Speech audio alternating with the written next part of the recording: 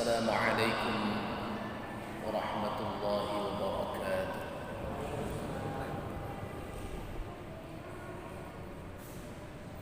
الحمد لله رب العالمين. الحمد لله الذي هدانا لهذا وما كنا لنهتدي لولا أن هدانا الله. أشهد أن لا إله إلا الله وحده لا شريك له وأشهد أن محمدا عبده ورسوله لا نبي بعده. رب اشرح لي صدري ويسر لي أمري واحلل عقدة من لساني يفقه قولي.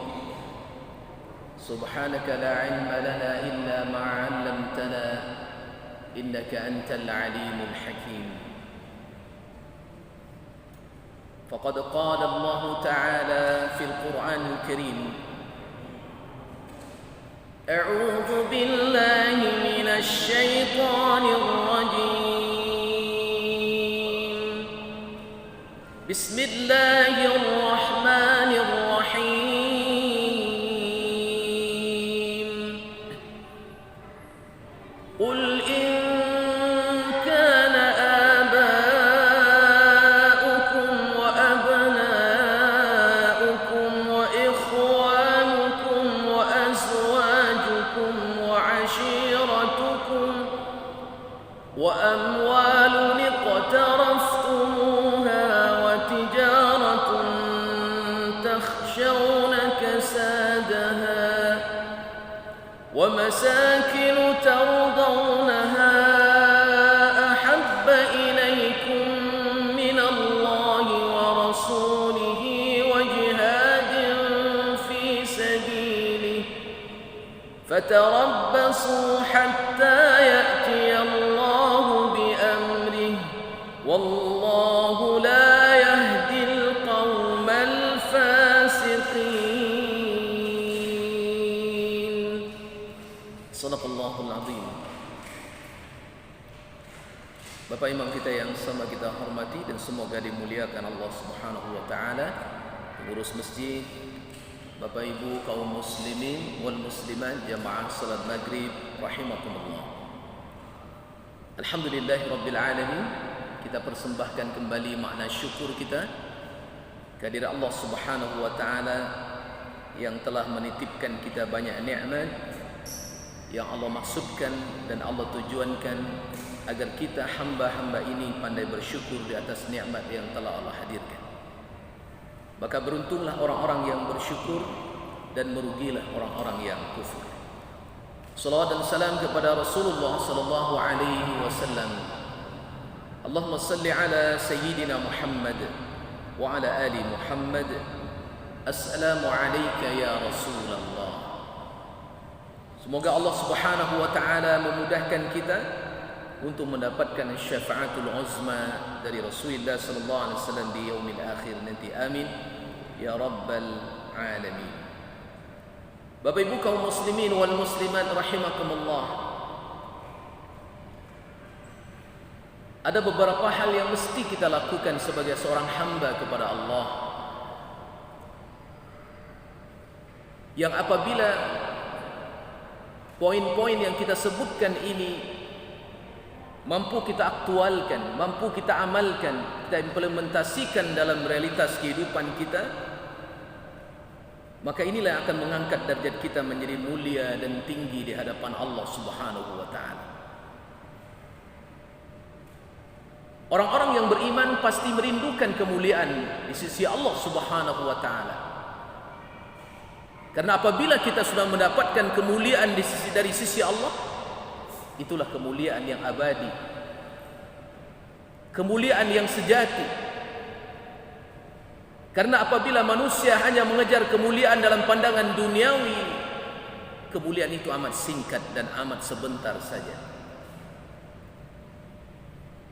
Terkadang ada manusia yang menghabiskan energinya untuk mendapatkan derajat kemuliaan pada sisi dunia, tetapi mereka lupa untuk mempersiapkan bagaimana ia harus mendapatkan derajat kemuliaan di sisi Allah Subhanahu wa taala. Maka yang pertama yang mesti kita lakukan kaum muslimin, Bapak Ibu yang dimuliakan Allah Subhanahu wa taala, terhadap Allah, yakni hendaklah kita memiliki apa yang disebut dengan al-mahabbah. Al-mahabbah yakni memiliki kecintaan.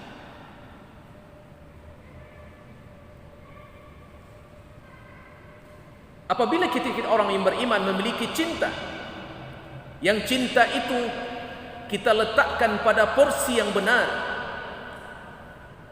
maka insya Allah cinta ini akan menyelamatkan kita.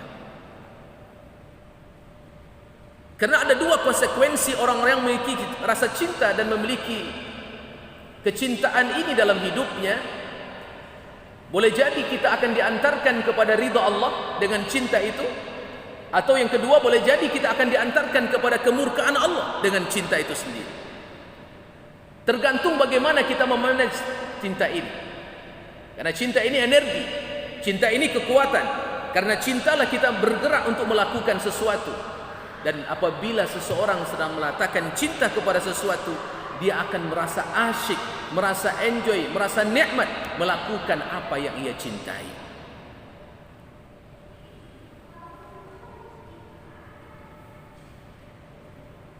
Al-hub ini sudah ditegaskan oleh Allah dalam Al-Quran, agar tidak salah kita meletakkan posisi bagaimana kita mencintai, bagaimana kita memiliki rasa cinta. Maka Allah Subhanahu wa taala mendidik kita bagaimana kita meletakkan cinta ini kepada Allah dan Rasulnya adalah cinta yang paling tinggi, baru kemudian cinta kepada yang lainnya. Teori ini mudah untuk disampaikan Bapak Ibu, tetapi sangat sulit untuk diaktualkan dalam kehidupan kita.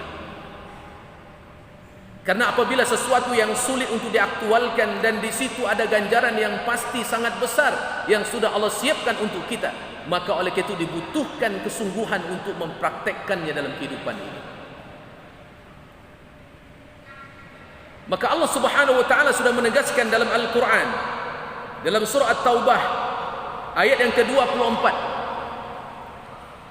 ketika Allah Subhanahu wa taala menyampaikan ayat ini kepada Rasulullah, kemudian Nabi sampaikan di tengah para sahabatnya, Allah Subhanahu wa taala berfirman, "Qul in kana aba'ukum wa abna'ukum wa ikhwanukum wa azwajukum wa 'ashiratukum وأموال اقترفتموها وتجارة تخشون كسادها ومساكن ترضونها أحب إليكم من الله ورسوله وجهاد في سبيله فتربصوا حتى يأتي الله بأمره والله لا يهدي القوم الفاسقين."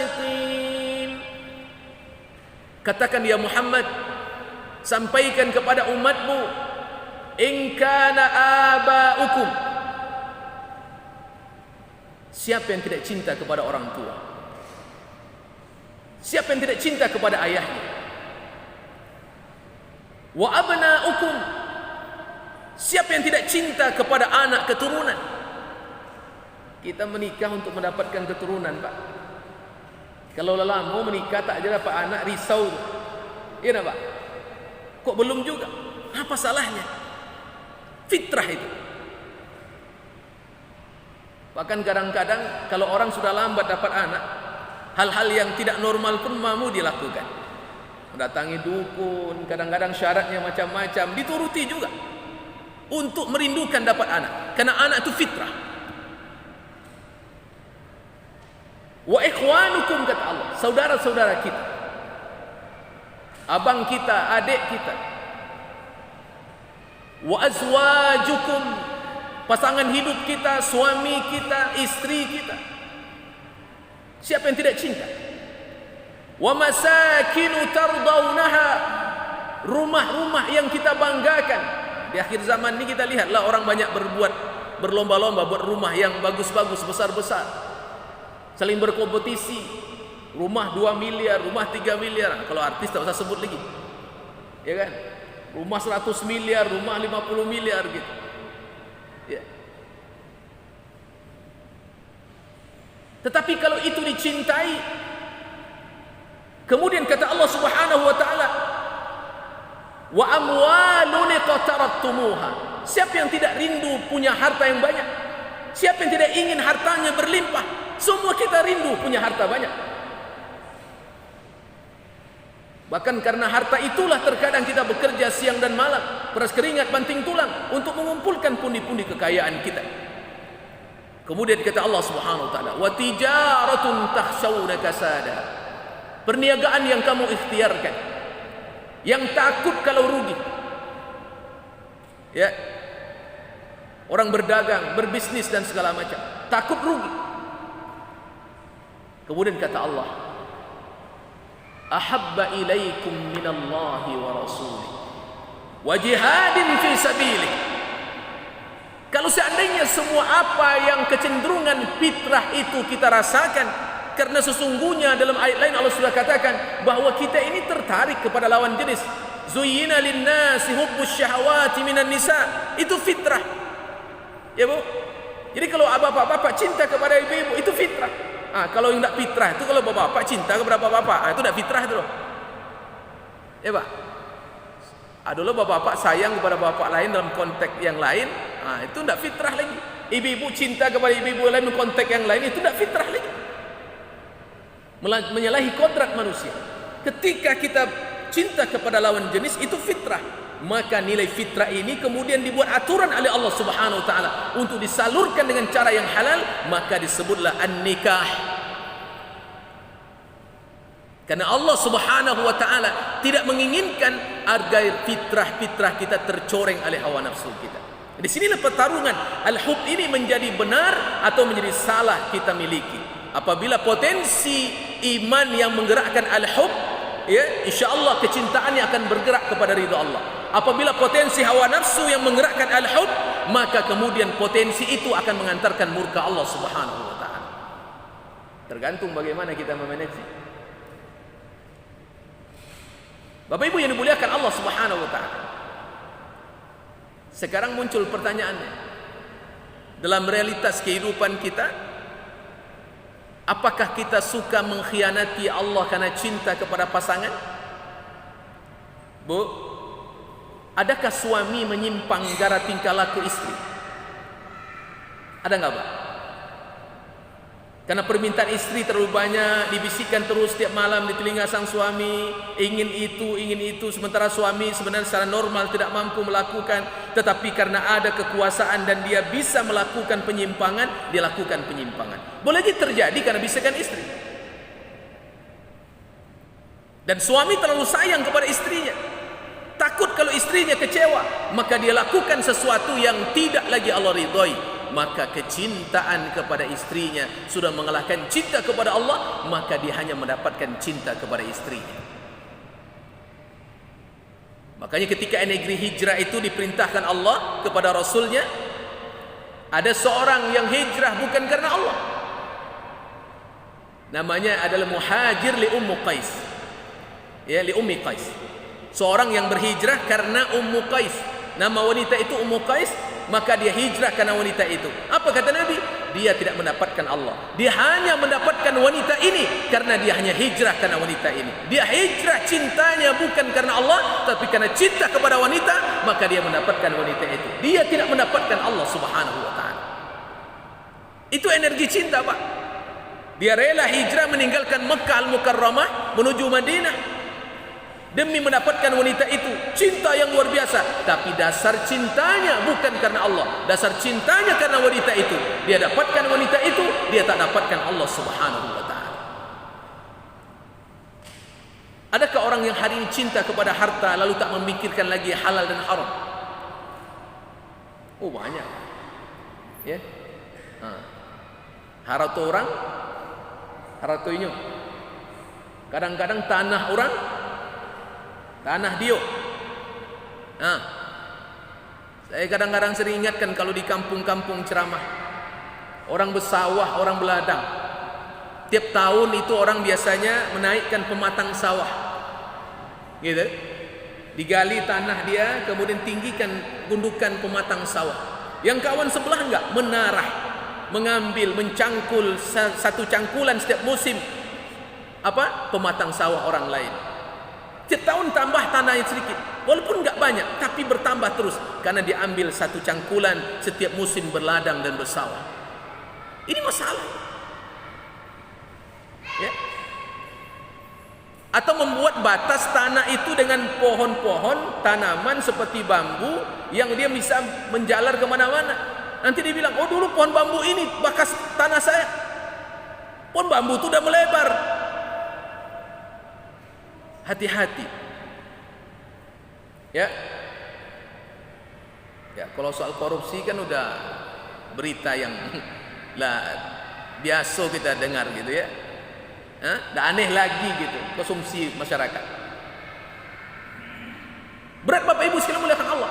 Apa yang menggerakkan manusia kadang-kadang yang na'udzubillah min zalik, kalau kita tengok hidupnya sudah serba cukup, semuanya serba ada, tapi kok masih maling juga lagi.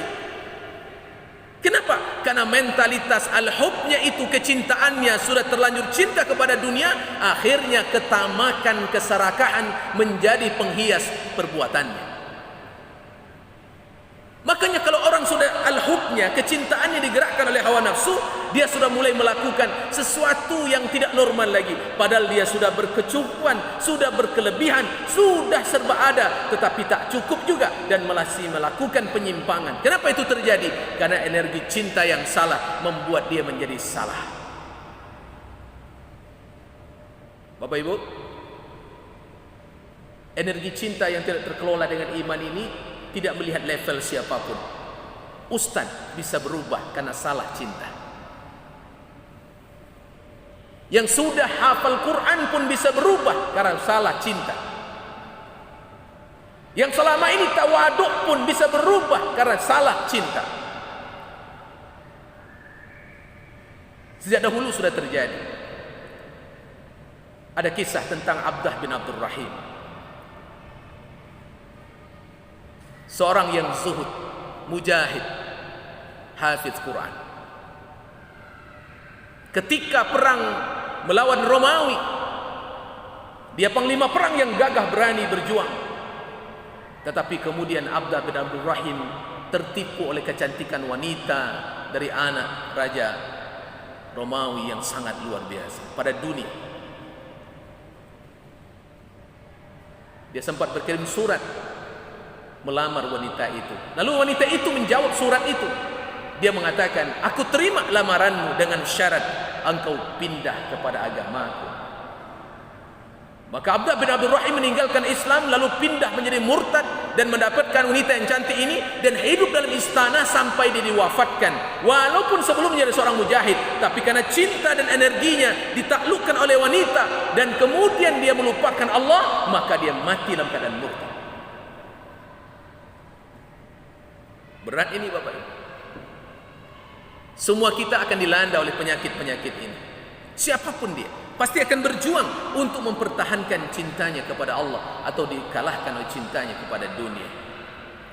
Maka Imam Asy-Syafi'i mengatakan kalimat yang indah, jadikanlah akhirat selalu berada di hatimu, jadikan dunia selalu berada dalam genggaman tanganmu, jadikan kematian selalu ada di pelupuk matamu.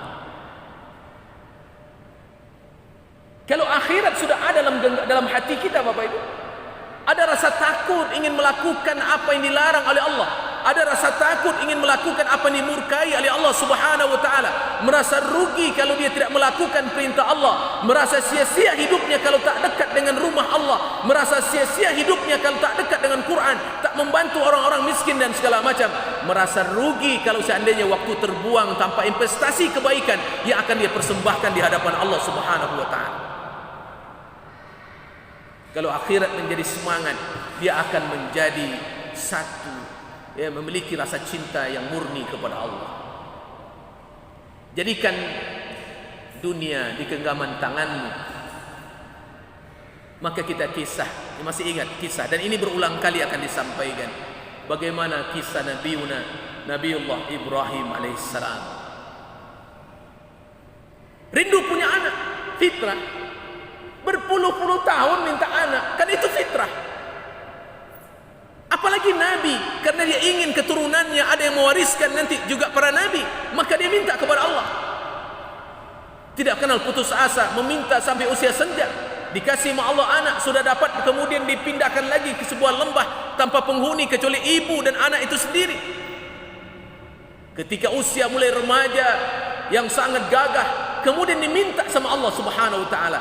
Sebenarnya Allah tidak ingin meminta agar hakikatnya sebenarnya bukan menyembelih Ismail itu pada hakikatnya, tetapi menyembelih rasa cinta Ibrahim. Apakah Ibrahim sudah dikalahkan cintanya oleh anaknya kepada Allah, ataukah masih murni cintanya kepada Allah? Maka Allah ambil harta yang paling berharga dalam hidup Ibrahim, Ismail yang selama ini dirindukan. Ambil anakmu, sembelih atas perintahku. Apakah cinta Ibrahim berubah atau tidak?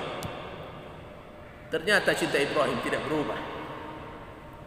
Satu paket cinta Ibrahim dengan istrinya Hajar, satu paket cinta Ibrahim, Hajar dan Ismail anaknya untuk siap menerima perintah Allah Subhanahu wa taala.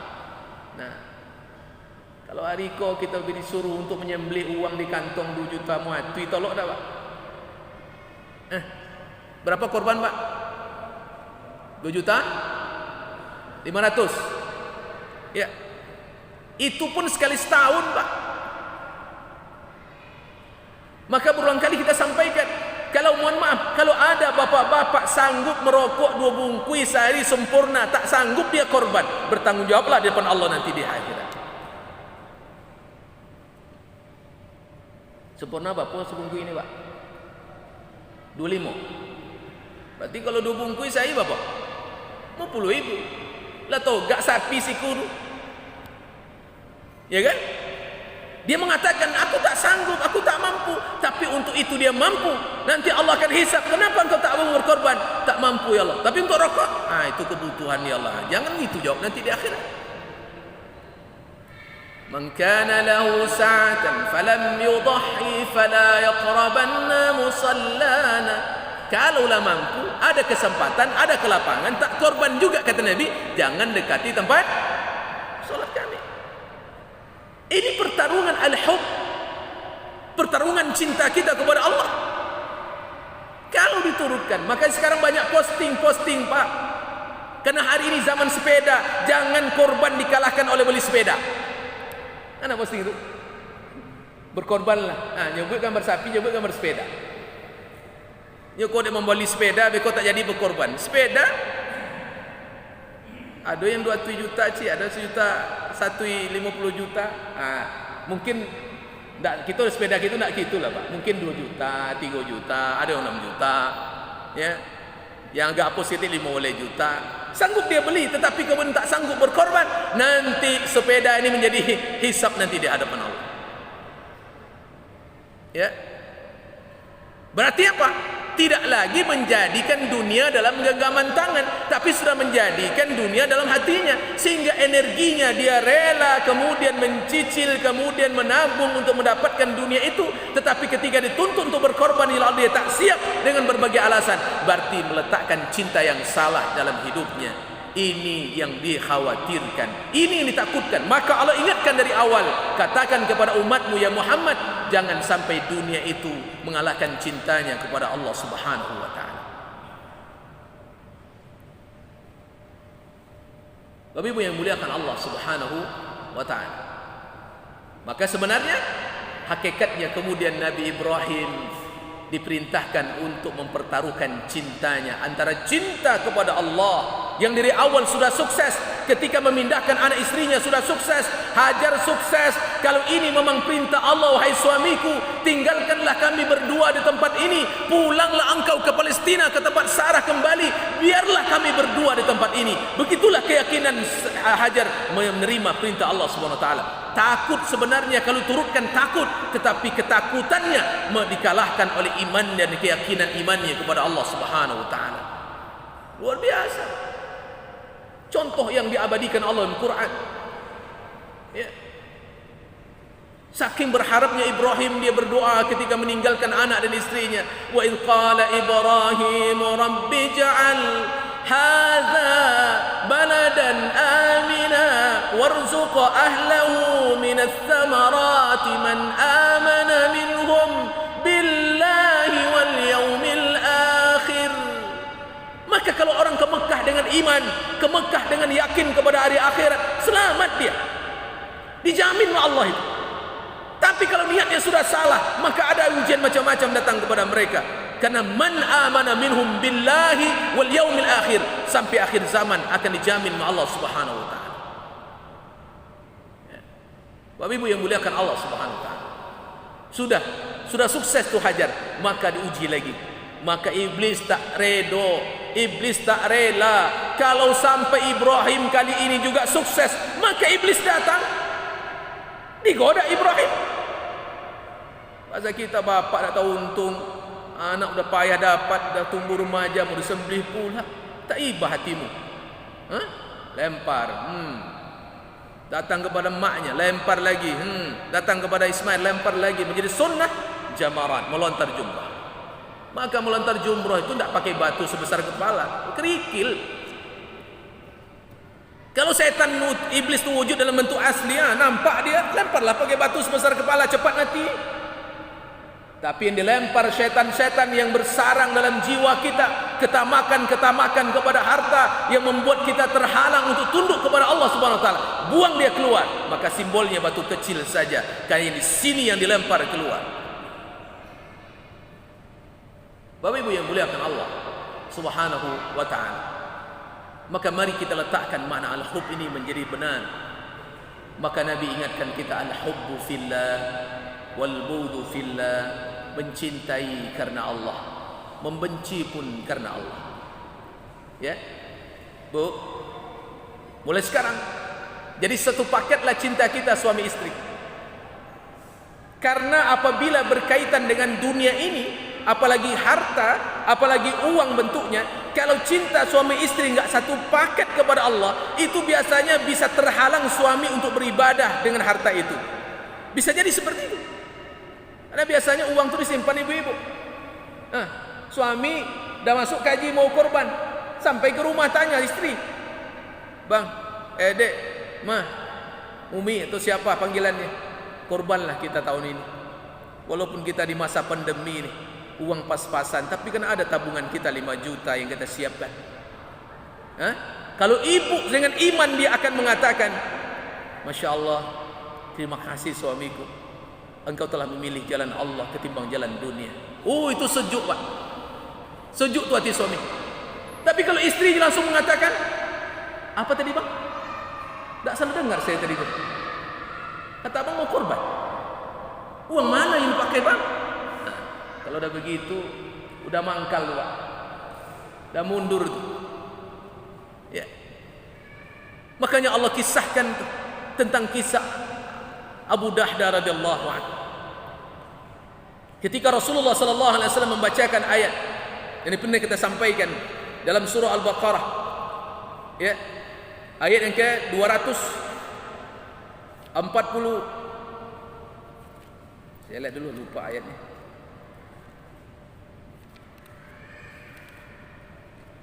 Bunyi ayatnya adalah A'udzubillahi minasyaitonir rajim 245.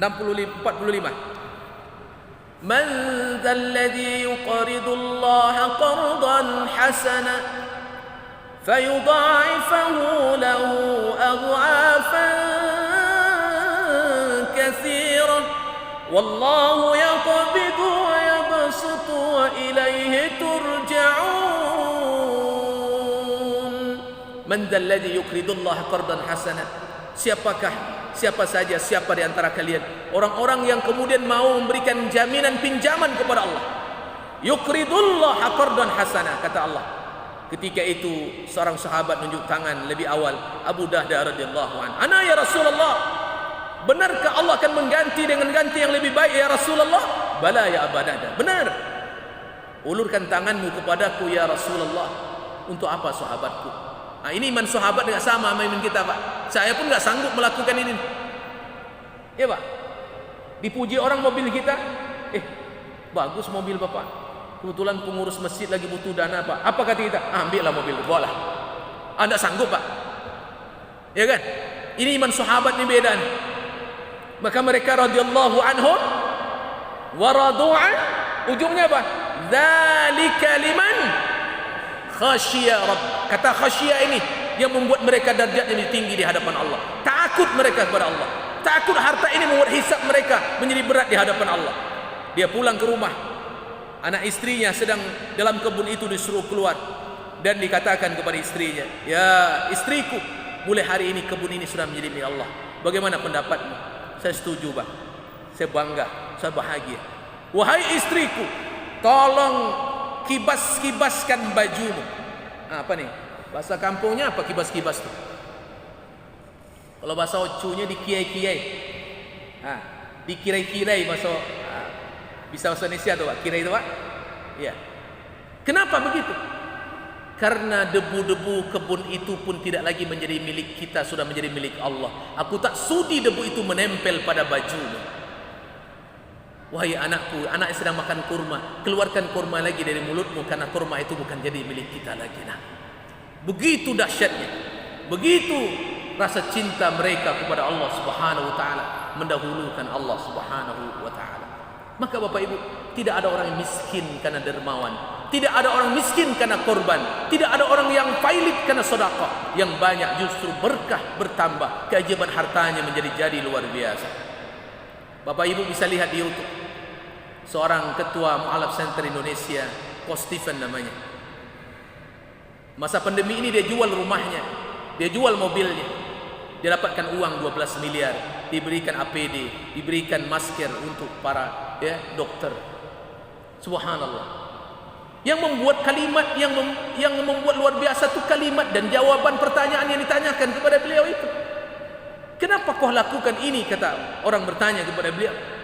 Apa kata beliau? Saudaraku, harta ini milik Allah. Kapan saja Allah nak ngambil, Allah terserah Allah. Mau besok, mau nanti, hari ini Allah bisa ngambil, kapan saja Allah mau ngambil, ini milik Allah. Tetapi kami tidak ingin Allah mengambil dengan cara murkanya. Maka sebelum Allah murka, kami ingin memberikan kepada Allah dengan cara ridhonya. Maka kami jual untuk mendapatkan ridha Allah Subhanahu wa ta'ala. Ini kalimat yang luar biasa. Ini kalimat cinta yang meletakkan cinta kepada Allah luar biasa. Maka dia tak tertipu oleh hartanya. Jadi miskin dia tidak. Usahanya luar biasa. Bisnisnya bercabang di mana-mana. Ada di luar negeri, tidak pernah miskin dia. Justru diganti lagi sama Allah Subhanahu wa taala. Bapak Ibu yang muliakan Allah. Maka kadang-kadang yang sulit adalah meyakini janji dan tawaran Allah yang hak, itu yang sulit. Karena setan selalu membuat kita berpikir dengan logika. Apa iya? Kapan dijawab sama Allah? Benar itu. Kalau logika yang berkata hawa nafsu ini perturutkan, maka keraguan akan selalu melintas dalam pikiran kita untuk tidak mampu melaksanakan perintah Allah Subhanahu wa taala, untuk selalu dikalahkan cinta kita oleh dunia ketimbang cinta kita kepada Allah Subhanahu wa taala. Maka mari kita padukan kalimat yang disampaikan oleh Imam Asy-Syafi'i tadi, menjadikan akhirat berada di hati kita, menjadikan dunia berada di genggaman tangan kita, melihat kematian selalu mengintai kita ada di pelupuk mata kita. Kalau itu insya Allah akan menjadi kontrol perbuatan kita, akan membuat kita menjadikan ahli keluarga kita menjadi taman-taman syurga yang akan diantarkan kepada ridha Allah. Tidak ingin kita pasangan kita terlibat kepada jalan murka Allah, maka jangan jadikan kita menjadi pasangan yang menyumbangkan murka Allah terhadap pasangan kita. Jangan jadikan kita orang tua yang menyumbangkan murka Allah terhadap anak-anak kita. Jangan jadikan kita sebagai ahli keluarga yang menyumbangkan murka Allah kepada ahli keluarga kita.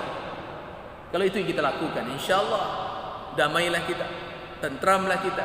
Maka Allah sudah ingatkan kita dalam surah Tahrim ayat 6 itu. Ya ayyuhalladzina amanu qu anfusakum wa ahlikum nara. Al-ayat. Berat itu. Berat sekali Bapak Ibu, berat sekali. Maka dari sekarang kita melatih al-hub, rasa cinta, meletakkan makna cinta yang benar. Maka kita latih satu paket cinta kita dengan keluarga kita, istri kita, agar kemudian sama-sama berjuang di jalan Allah. Makanya kata Allah, ahabba ilaikum minallahi wa rasuli wa jihadin fi sabili. Ya, karena tidak mungkin cinta kepada Allah bisa didapatkan. Tidak mungkin cinta kepada Rasulullah akan bisa diukir dengan baik tanpa jihad di jalan Allah Subhanahu wa taala dan Rasulnya. Jihad inilah yang memberi semangat, motivasi dan kekuatan dalam jiwa kita untuk meletakkan cinta kita menjadi benar di hadapan Allah Subhanahu wa taala. Ingat, Qabil salah dalam cinta. Akhirnya dia membunuh adiknya sendiri. Akhirnya dia menolak perintah Allah karena salah mencintai. Dia tak menerima perintah Allah. Kan dia merasa rugi karena yang dinikahkan dengannya tidak lebih cantik daripada apa yang dilahirkan adik ini lahirkan dengannya. Dia ingin adiknya sendiri yang didapatkan, yang satu perjuangan lahir dengannya. Kenapa diberikan yang lebih tidak cantik? Dia tak ridha. Gara-gara dunia kecantikan yang hanya menghiasi kulit saja, berubah cintanya kepada Allah. Akhirnya dia bunuh adiknya. Dia tolak korban yang diperintahkan Allah kepadanya. Ini kesalahan Qabil karena salah meletakkan cinta dalam hidupnya.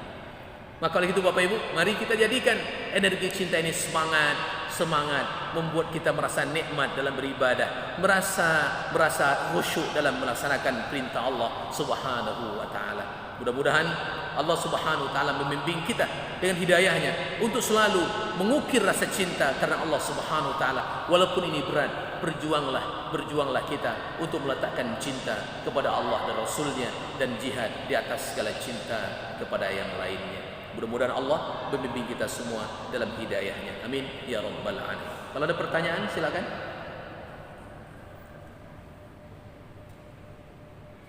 Tidak ada? Baik, tidak ada Bapak Ibu, kita cukupkan pengajian kita malam ini sampai di sini. Mudah-mudahan ada hikmah. Insyaallah biiznillah ada waktu dan kesempatan, ada 2 poin lagi insyaallah kita sampaikan di kesempatan yang lain. Aku qouli hadza wastaghfirullahaladzim. Subhanakallahumma wa bihamdik asyhadu an la ilaha illa anta astaghfiruka wa atubu ilaik. Assalamualaikum warahmatullahi wabarakatuh.